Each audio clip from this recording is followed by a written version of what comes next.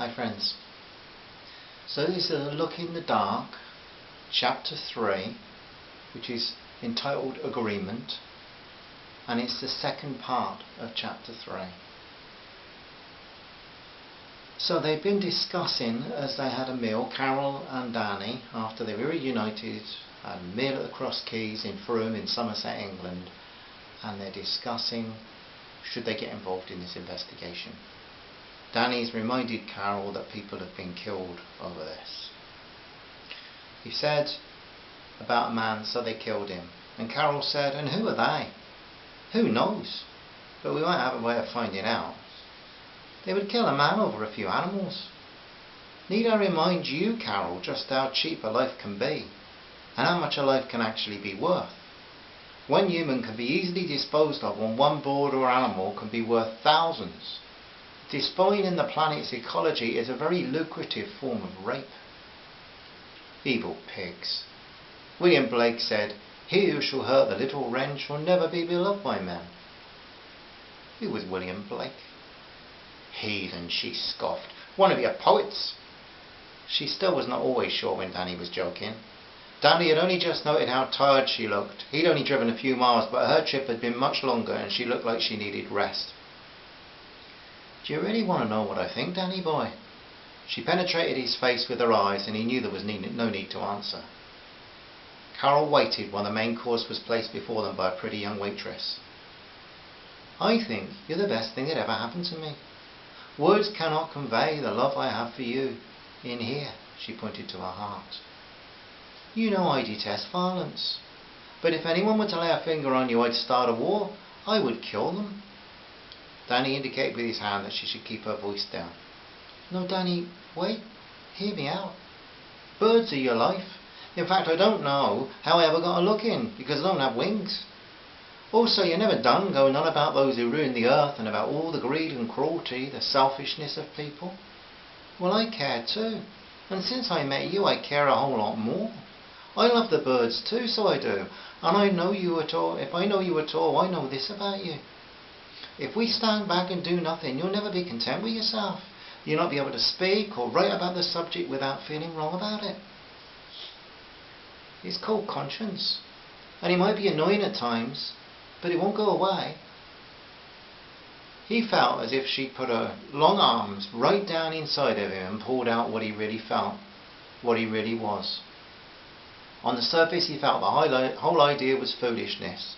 But light years away from logic, in his own heart, he'd been pushed to investigate, find and fight this detestable trade.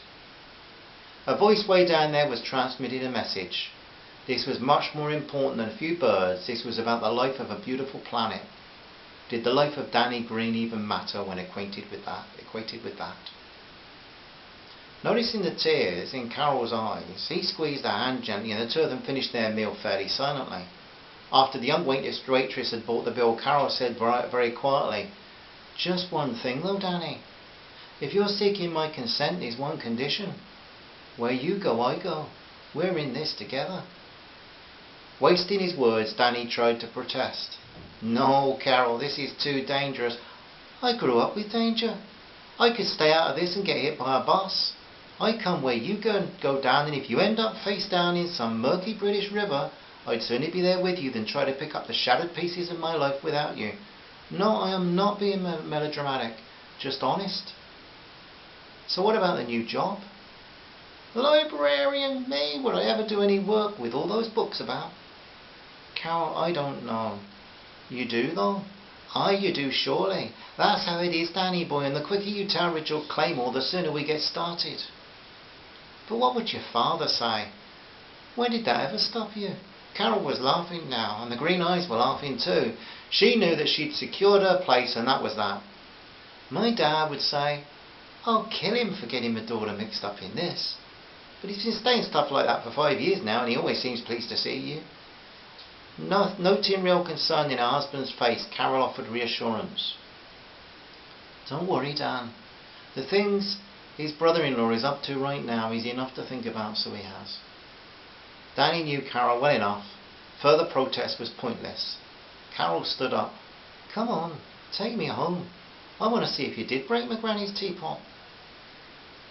Sir Richard Claymore was ejected out of a beautiful dream by the persistent ring of his telephone. "Hi Ricky, it's me, Danny." The Greenes had slept on the decision. "You're about early. I was asleep, old boy." Ricky was still half conscious. "Sorry, Rick. The answer is yes to the writing opportunity. Thank you, and I'll not take needless advantage of you." "Right, old boy, good. Take every advantage. Now what about the other matter?" "Well, we have some things we'll have to talk through, but no doubt we can sort them out. Once we've done that, we will agree to the investigation, even though I think we are all three insane."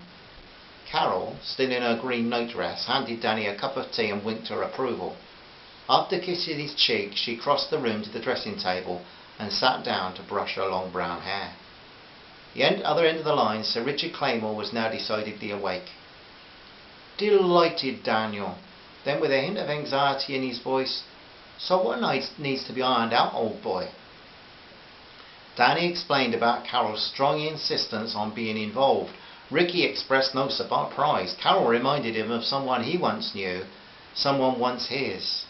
Danny also explained that he felt that the decision about when things should be handed over to the authorities should be a joint decision unless some matter of life and death arose, leaving no time for discussion. In such a situation, each one would have to act independently as they felt best. Ricky had no problem with that at all. In fact, he felt that Danny was already thinking well ahead, proving his worth at the work to be done. Danny laughed that off. "You're in charge though, Danny. I insist on that. I never did like the idea of a chairman of a football club interfering with the manager." "Rick, are you the chairman of a football club?" "Good heavens, no, old boy, but I've known a few. Rugger was much more my game." Danny stifled a laugh. "Listen, Ricky, I have to go to work. Talk to you soon." As he replaced the receiver at the side of his bed, Sir Richard reflected on the value Carol would be to the investigation. Her sharp eyes and discerning mind would make a tremendous difference, he felt. He would not be disappointed. That's the end of chapter 3. So, what is there to investigate? From George, they've got a phone number of an animal trader. That's all. Is that enough to start investigating this terrible crime of endangered species? Find out in the next episode. Thanks for listening, my friends. It's a joy to share something with you. We like to give each other things, don't we? Lots of love to one and all from Kate and May. Bye bye now. Bye.